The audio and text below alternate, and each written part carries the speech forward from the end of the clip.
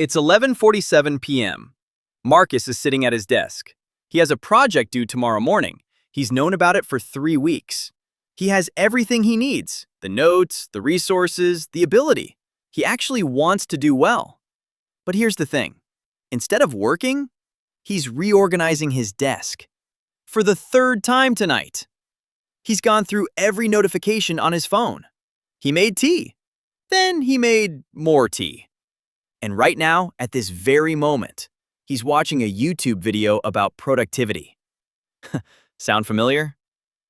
Here's what's strange about Marcus. He's not lazy. He genuinely cares about this project. And yet, something keeps pulling him away. Some invisible force.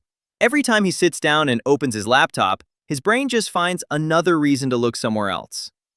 So, what is actually going on inside his mind? Why would someone who wants to succeed choose, over and over again, to do absolutely nothing?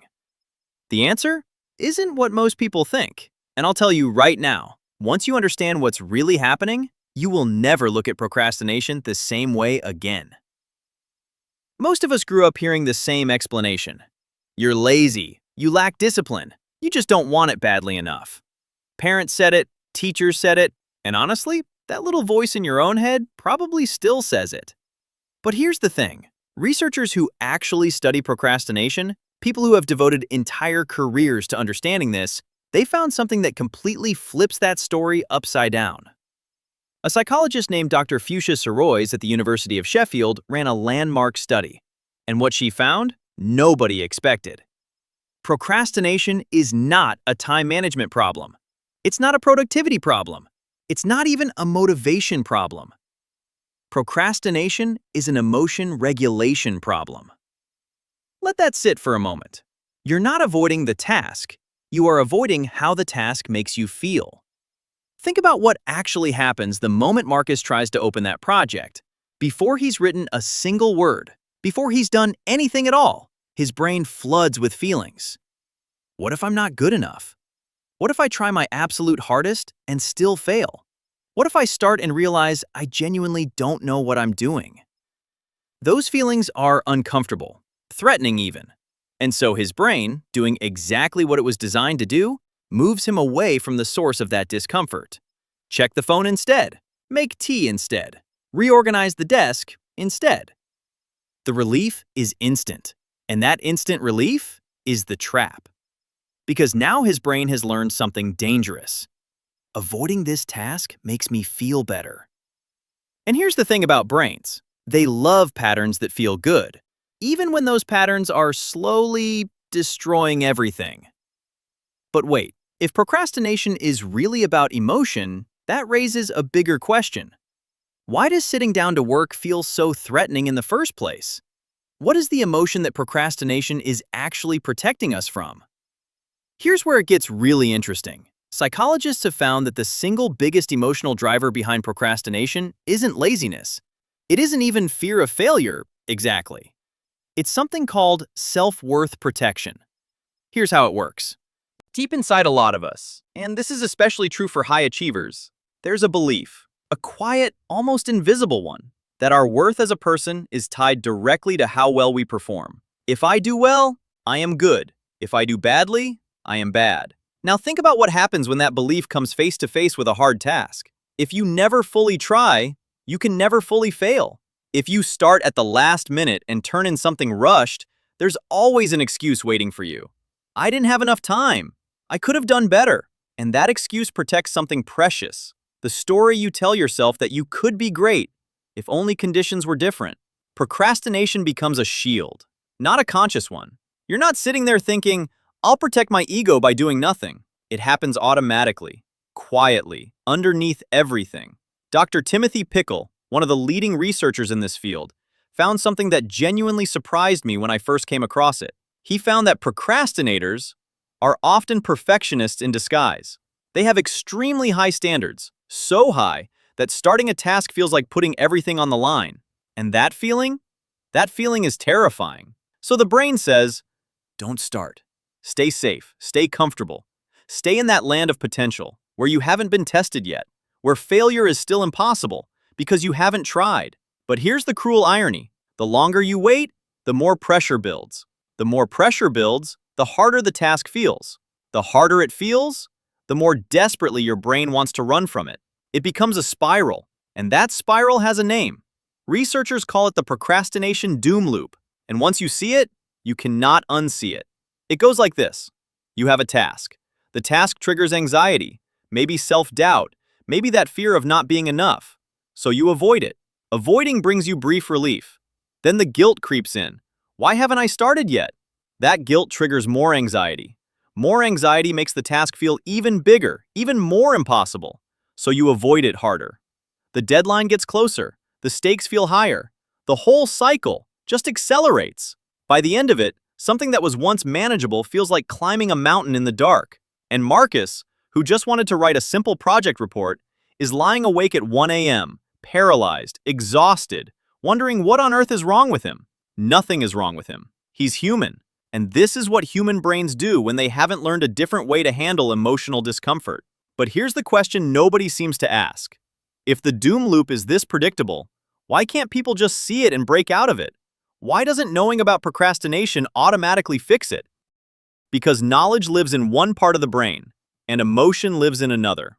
This is the piece that most self-help books skip completely. When the emotional brain, what neuroscientists call the limbic system, detects a threat, it activates faster than your rational, thinking brain can even register what's happening. By the time you consciously think, I should really start working, your emotional brain has already scanned the situation and started looking for an exit.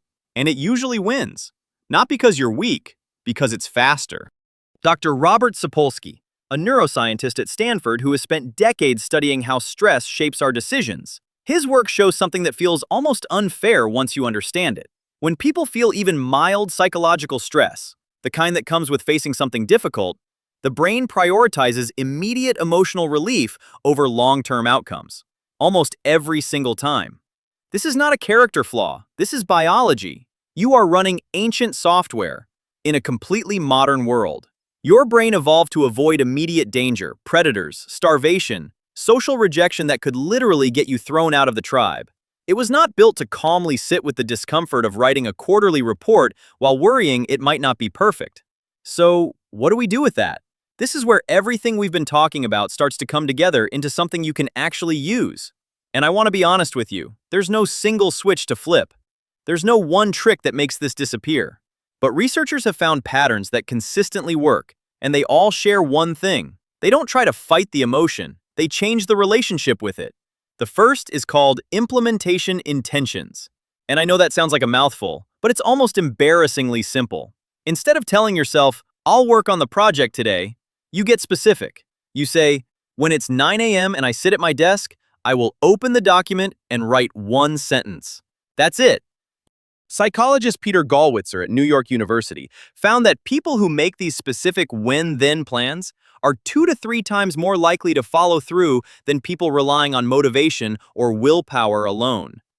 Why does something so simple work? Because you're bypassing the moment of decision. That one moment, right when you're about to start, is exactly where the emotional brain takes over. By deciding in advance, that internal debate never even gets the chance to happen. The behavior starts automatically, before the anxiety can fully wake up. The second pattern is about shrinking the task until it stops feeling threatening, not breaking it into steps. Most people's steps are still way too big. I mean genuinely tiny. Not write the introduction, write one sentence. That's the whole goal. Open the document and write one sentence. And if you stop there, that's fine. What happens in the brain is fascinating.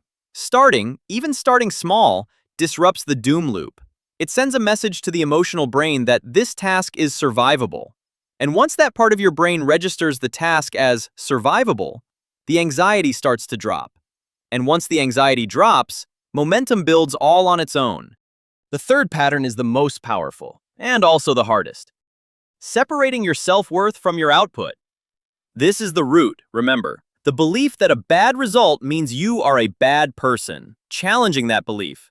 Genuinely, deeply, over time, that is the real work. It can happen through therapy, through journaling, through catching yourself in the moment when you're tying your identity to a single outcome and gently asking, is that actually true? It doesn't happen overnight, But when it shifts, everything changes. Because when your performance is no longer a threat to who you are, starting a task feels completely different. Imperfect work feels different.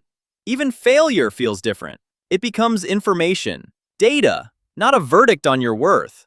So let's come back to Marcus. It's 2 a.m. now. He finally started. Not because he suddenly felt motivated, not because he had a perfect plan, just because he made one small deal with himself, one paragraph. That's it. He wrote one paragraph, then another. By 4 a.m., the project is done. It's not perfect, but it's real. It's his. It exists in the world now. And somewhere in the middle of writing it, something unexpected happened. The anxiety disappeared. The task that had felt like a mountain, the one his brain had been running from for 3 weeks, turned out to be just a task. Uncomfortable at moments, sure, but survivable, always survivable. That's the truth about procrastination that nobody really tells you. It's not a war you fight. It's a fear you learn to sit with, just long enough to take one small step, and then another, and then another. The emotion doesn't have to go away for you to move forward. You just have to stop letting it make the decision. If any part of this resonated with you, if you've ever been Marcus, lying awake at midnight wondering why you just can't do the thing, I want to hear from you. Leave a comment below. Tell me your pattern. Tell me what task your brain keeps running from, because you're not alone in this. And sometimes just naming it is the beginning of changing it. If this gave you even one new way to see yourself, hit the like button. It genuinely helps this reach more people who need to hear it. And if you want more conversations like this one, honest, deep, no-fluff psychology, subscribe. Every week, we go further. Now, here's what I want to leave you with. We talked today about how procrastination protects your self-worth by keeping you in that land of untested potential. But there's a darker side to that same story. What happens to the people who never leave that land? What happens when the thing that was supposed to keep you safe becomes the thing that slowly shrinks your entire life? There's a concept psychologists call cognitive overload, a state where your mind becomes so full, unfinished loops, avoided decisions, suppressed anxiety piling up, that it can no longer think clearly about anything. It starts as procrastination, and it ends as something much harder to name. Because what most people don't realize is this: the same psychological pattern that drives procrastination is the exact same pattern that drives overthinking. Same loop, same avoidance, just wearing a different mask. Why do we overthink? And how do we actually stop it? That's where we're going next. And I think it might be the most important conversation we've had yet. I'll see you there.